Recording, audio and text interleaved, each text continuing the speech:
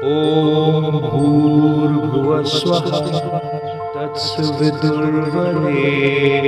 भर्गो देवस्य धीमहि धियो यो नः प्रचोदयात्। जय श्री कृष्ण मेरे सनातनी बंधुओं।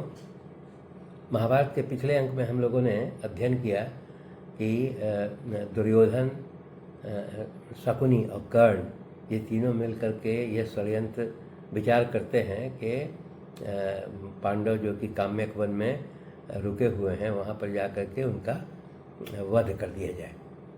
जब यह जानकारी महर्षि वेदव्यास को होता है तो वो आकर के धृतराष्ट्र को समझाते हैं और इससे रोकते हैं। और फिर वो बोलते हैं कि एक महर्षि मैत्रेय जो है वो आने वाले हैं, वो भी जिस तरह से बताएंगे उसी प्रकार तुम लोग को करना चाहिए। महर्षि मैत्रेय भी आते हैं और वो सभी कौरवों को जो है और धृतराष्ट्र को समझाते हैं कि पांडव बहुत शूरवीर हैं और वे एक किरमिक नाम के राक्षस का भी उन्होंने वध कर दिया है। इसीलिए वो सलाह देते हैं कि तुम लोगों को जो है वो पांडवों से बैर नहीं लेना चाहिए, और वो श्राप देते हैं कि अगर तुम उनसे बैर लोगे तो भयंकर युद्ध होगा और भीम जो है तुम्हारा जो है जांघ तोड़ देगा। इस प्रकार का वो श्राप दे करके और फिर वहाँ से प्रस्थान कर जाते हैं। महाभारत के इस अंक में हम लोग इससे आगे अध्ययन करेंगे। अब जब मैत्रेय जो है पांडवों के इस वीरता के बारे में बताते हैं, भीम के इस वीरता के बारे में बताते हैं कि वो किरमिक नामक राक्षस का उसने वध कर दिया है, तो धृतराष्ट्र बहुत चिंतित होते हैं और विदुर से पूछते हैं कि मैं यह जानना चाहता हूँ कि आखिर किस प्रकार भीम ने जो है उस किरमिक नामक राक्षस का वध किया। तो तब वही विदुर बताते हैं कि जो पहले वे जिस स्थान पर रुके हुए थे वहाँ से 3 दिन और 3 रात का रास्ता तय करके वे काम्यक नामक एक वन में पहुँचते हैं।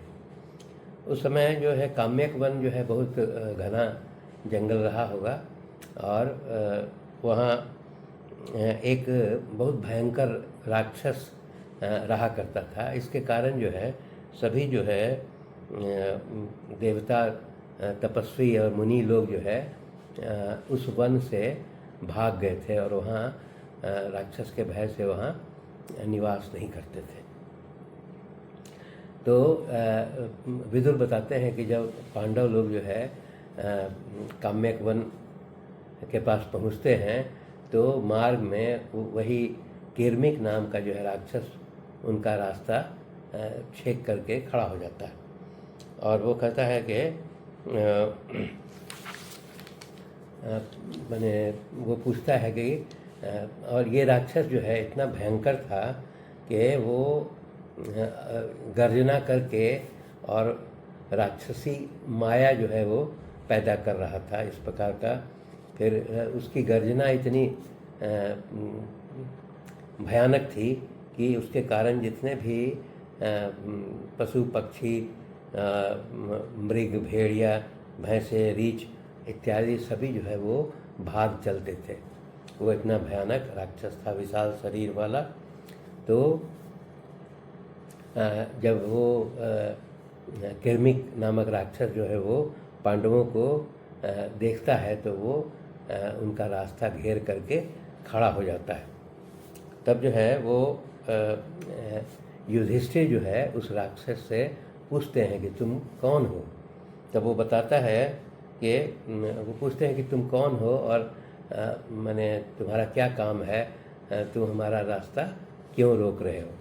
तब जो है वो किरमिक बताता है कि मैं बक नामक राक्षस का भाई हूँ और मेरा नाम किरमिक है और इसी जो निर्जन काम्यक वन है वहीं मैं निवास करता हूँ और यहाँ मैं प्रसन्नता से रहता हूँ और जो भी पशु पक्षी और या मनुष्य आता है उसका वध करके और उसका मांस भक्षण करता हूँ। तब उसके पश्चात वो किरमिक भी पूछता है पांडवों से। तब युधिष्ठिर जो है वो अपना परिचय देते हैं कि मैं पांडुपुत्र युधिष्ठिर हूँ और ये मेरे चारों भाई जो है भीम, अर्जुन, नकुल, सहदेव, ये चारों मेरे भाई हैं। और जो है वो बताते हैं कि ये द्यूत कीड़ा में हार जाने के कारण हम लोग जो है 12 वर्ष के वनवास में यहाँ भ्रमण कर रहे हैं और यहाँ काम्यक वन में निवास करने के लिए आए हैं। तब जो है कि किरमिक जो है राक्षस बहुत प्रसन्न होता है और वो कहता है कि तुमने मेरी बहुत पुरानी जो मनोरथ थी वो पूर्ण कर दी। वो कहता है कि मैं जो बहुत दिनों से इस भीमसेन का इंतज़ार कर रहा था। वो बताता है कि भीम जो है वो यहाँ पर पहले हम लोगों ने अध्ययन किया कि वो बकासुर नामक राक्षस का वध जो है भीमसेन ने किया था। तो वही वो कहता है कि भीमसेन का मैं बहुत दिनों से इंतज़ार कर रहा था और भीम मेरे भाई बकासुर का हत्यारा है। और जो एक चक्रा नगरी में ब्राह्मण के घर में रहते हुए भीमसेन ने जो वध किया था उसी की बात वो कह रहा है। और उसके पश्चात फिर वो बताता है कि इसके अलावा फिर वो बोलता है कि हमारा एक प्रिय मित्र हिडिम्ब था, उसको भी भीमसेन ने उसका वध किया और उसके पश्चात उसकी बहन हिडिम्बा से विवाह करके उसको ले भागा है। इसीलिए वो किरमी बोलता है कि ये बहुत दिनों के बाद मुझे ये इसका बदला लेने का मौका मिला है और मैं इस भीम का वध करके उसके रक्त से मैं अपने भाई बकासुर का तर्पण करूँगा। इस प्रकार का करके वो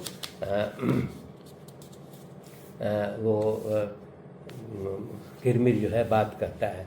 वो उदाहरण देता है कि जिस प्रकार अगस्त ने जो है वातापी नाम के एक महान राक्षस को खा करके पचा लिया था, उसी प्रकार मैं भी इस भीम को खा करके और पचा जाऊंगा। तो इस प्रकार का करके और फिर वो भीमसेन पर आक्रमण करने के लिए तैयार होता है। तब यहाँ दिखा रहा है कि भीमसेन जो है पहले से सचेत हैं और वे एक बड़ा वृक्ष उखाड़ लेते हैं जो 10 व्याम का है। अब यहाँ पर जो है व्याम के बारे में कहता है कि लगभग जो है वो 3.5 हाथ का एक व्याम होता है। अर्थात जो है 10 व्याम मतलब 30 फीट से ऊपर जो है कोई वृक्ष है उसको उखाड़ लेते हैं। अब यहाँ पर इससे ये प्रतीत होता है कि उस समय वो मनुष्यों की जो लंबाई है वो काफ़ी ज़्यादा हुआ करती थी और वो यहाँ पर दिया गया है कि उस लंबे वृक्ष को उखाड़ करके उसका डाली वगैरह तोड़ करके उससे युद्ध करने के लिए तैयार हो जाते हैं। और उसके पश्चात वो किरमिक नामक राक्षस पर उस वृक्ष से प्रहार करते हैं। तब जो है वो किरमिक जो है राक्षस वह भी एक वृक्ष उखाड़ लेता है और फिर उसके पश्चात दोनों बहादुरों में मतलब के भीमसेन और किरमिक में दोनों में भयंकर वृक्ष युद्ध होता है। तो ये दोनों में जो वृक्ष युद्ध काफ़ी देर तक चलता है। तब यहाँ पर दिखाता है कि जो राक्षस है किरमिक वो एक बार फिर वो वृक्ष फेंक करके और पत्थर का एक बड़ा चट्टान उठा करके उससे जो है भीमसेन पर आक्रमण करता है। उससे भीमसेन क्रोधित हो जाते हैं और उसके पश्चात भीमसेन भी जो है वो वृक्ष को फेंक करके उस राक्षस को दोनों हाथ से पकड़ लेते हैं और पकड़ करके उसको किरमिर को दूर फेंक देते हैं। तो उसके पश्चात इस तरह से जब वृक्ष से का युद्ध समाप्त करके फिर बाहुबल से भीमसेन जो है युद्ध करने लगते हैं और उसको राक्षस को कमर से पकड़ करके और फिर वो उसको चारों तरफ जो है घुमाने लगते हैं उसको शरीर को। और उसके पश्चात जब वो किरमिक को कमर पकड़ करके उसको चारों तरफ घुमाते घुमाते जो है वो लगभग जब मूर्छित हो जाता है तब उसके पश्चात उसको